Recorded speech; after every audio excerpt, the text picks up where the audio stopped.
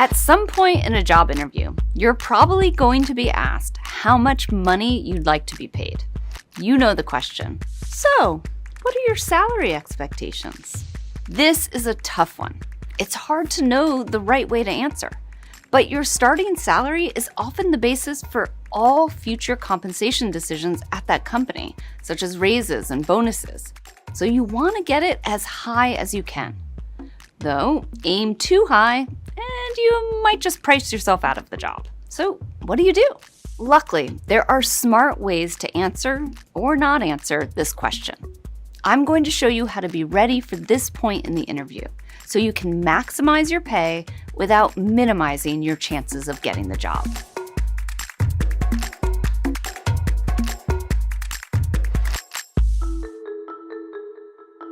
Why do they even ask this question?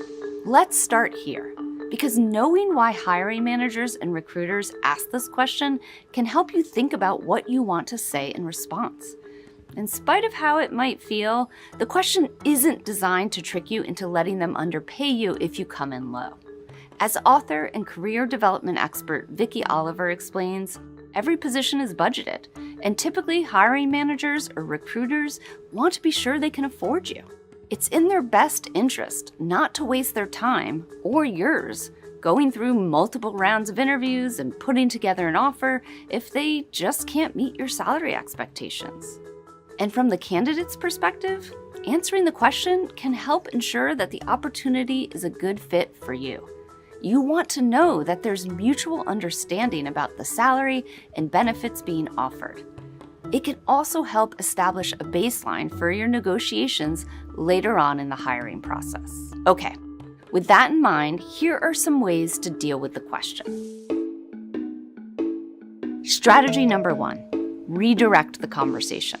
The first strategy is to basically avoid answering directly. There are lots of reasons why you may not want to answer. Maybe, for example, you suspect you've been underpaid in the past, and anchoring with your previous or current salary would work against you. Here's a useful tip. There's no law that says you have to give a number.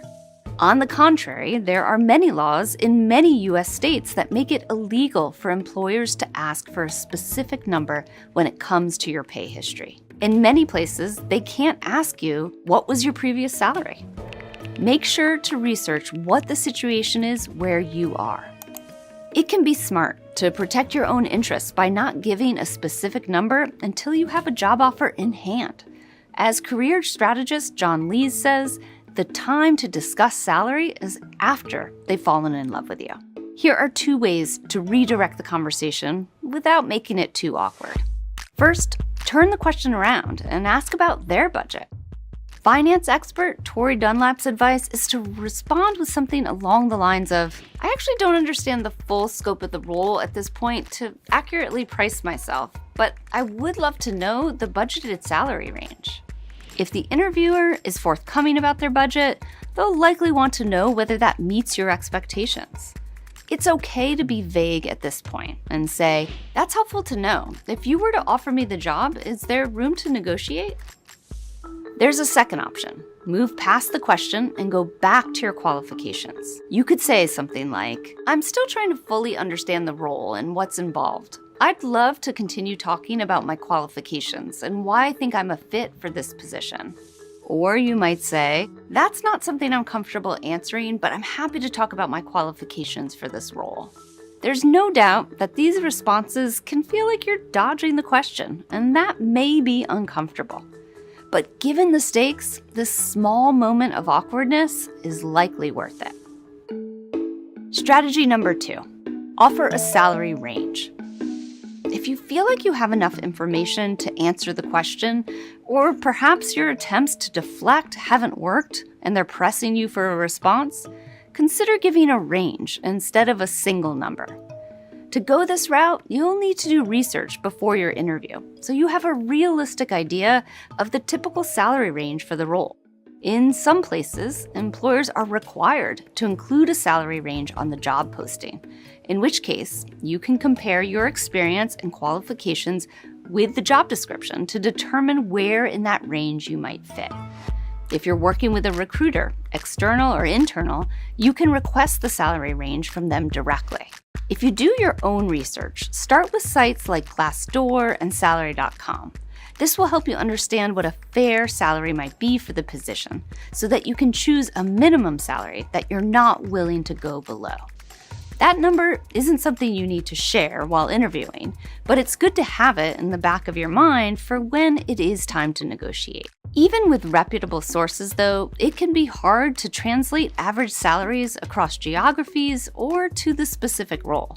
It's reasonable to think there might be a big difference between what a data scientist in Tampa and a data mining engineer in Oakland make, for example. Another option is to ask people in your network, people with similar roles in your industry or who maybe even work at the company you're interviewing with. Of course, talking about money can be awkward, but tackling a cringy conversation will be worthwhile if it helps you know how to value yourself. Whatever you find in your research, be careful not to get fixated on a specific figure. That can end up with you being unhappy with the final number or even accepting a lower salary than you might have gotten otherwise. So, what kind of range should you give? That will depend on a bunch of factors, like how accurate you feel your research is, the industry you're interviewing in, etc. Typically, it spreads across tens of thousands of dollars, so say $80,000 to $120,000. Don't give too narrow a range, but it shouldn't be ridiculously big either. Once you've landed on a range you're comfortable with, here's how to share it in your interview. State your range and provide a rationale for why you've landed there, sharing some of your research and noting the skills and experience that make you a good fit for the position. Acknowledge that salary is just one of the factors that will play in your decision to accept the job or not. Make clear that you're interested in knowing more about other benefits as well. And signal flexibility so that your answer doesn't come off as a demand, but as the beginning of a conversation. Express your enthusiasm about potentially joining the company. Here are 3 examples of how this might sound. Here's sample answer number 1. I'm looking for a competitive salary that reflects my qualifications and experience. Based on my research and the requirements of the role as I understand them, I would expect a salary in the range of $75,000 to $100,000. Of course, I'm open to discussing the details of the entire compensation package, since salary is just one factor. I'm particularly excited to learn more about the opportunities for growth and advancement here. Here's sample number 2. Given my experience and expertise, I'm looking to make between $60,000 and $90,000 in my next role.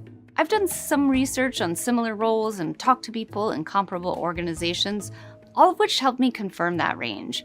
I know I'd be a valuable asset to your team and am open to learning more about your budget for the role and the other benefits that you offer employees. And here's sample number 3. I've been doing some research on similar roles, and my understanding is that for someone at my level with my background and experience, I can expect to make a salary in the range of $100,000 to $125,000. Of course, compensation isn't the only thing that's important to me, so I'm eager to hear more about your benefits package, including paid time off and other perks. What's most important to me is finding a place where I can thrive. I can be flexible around the exact numbers for a job that's a great fit. Choose whichever option feels most comfortable to you, and tweak the language so that it sounds like you. You'll also want to add some specific details about your qualifications so that you can highlight again why you're a fit for the role and they should be excited about hiring you.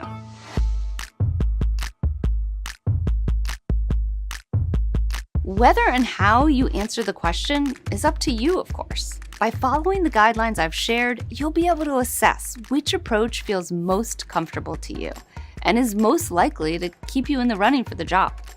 Importantly, you'll also have some tools to help make this potentially awkward part of the interview, well, less awkward.